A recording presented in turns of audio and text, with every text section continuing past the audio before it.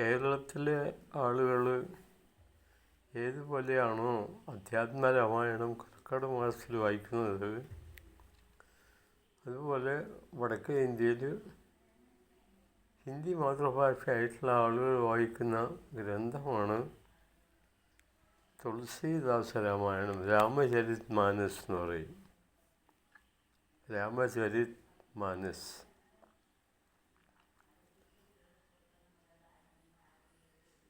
അവർ നമ്മളെപ്പോലെ കൊല്ലത്തിൽ ഒരു മാസം മാത്രമൊന്നുമല്ല, എല്ലാ കാലത്തും വായിക്കും. തണുപ്പ് കാലങ്ങളിൽ പ്രത്യേകിച്ചും കൂട്ടമായിരുന്നിട്ട് തീ കാഞ്ഞുകൊണ്ട് ഇങ്ങനെ വായിച്ചുകൊണ്ടിരിക്കും. അങ്ങനെയാണ്. വളരെ പ്രസിദ്ധമാണ് രാമചരിത് മാനസ്.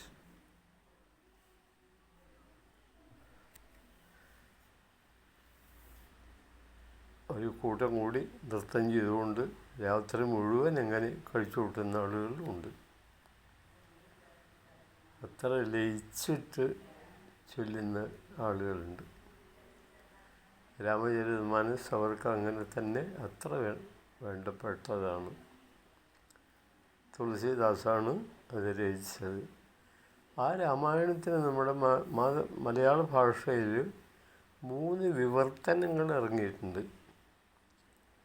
ഒന്ന് വെണ്ണിക്കുളം ഗോപാലക്കുറുപ്പ്, രണ്ടാമത്തേത് CG രാജഗോപാൽ എന്ന് പറയും പ്രൊഫസർ, മൂന്നാമത്തേത് എൻ്റെ അധ്യാപകനും സഹപ്രവർത്തകനുമായിരുന്ന ശ്രീ TK ഭട്ടതിരി മാഷ്. അദ്ദേഹം കാസർഗോഡ് ജില്ലയിലെ ദുർഗ ഹൈസ്കൂൾ എന്ന ഇപ്പോഴത്തെ ഹയർ സെക്കൻഡറി സ്കൂളിൽ ഹിന്ദി അധ്യാപകനായിരുന്നു. ഇപ്പോൾ മരിച്ചുപോയി. ഞങ്ങൾ ഒരുമിച്ചവിടെ എന്നെ പഠിപ്പിച്ചിരുന്നു അദ്ദേഹം. ഞാൻ അദ്ദേഹത്തിൻ്റെ കൂടെ 9 വർഷം ജോലിയും ചെയ്തിരുന്നു. പിന്നെയാണ് ഞാൻ എറണാകുളത്തേക്ക് പോകുന്നത്. കാസർഗോഡ് ജില്ലയെ സാധാരണയായി നമ്മൾ സപ്തഭാഷാ സംഗമഭൂമി എന്നാണ് പറയുക. 7 ഭാഷകൾ.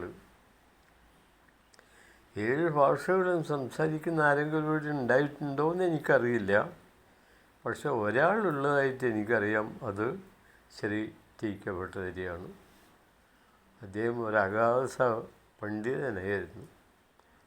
സംസ്കൃതം, ഹിന്ദി, മലയാളം, കർണാടകം, തുളു,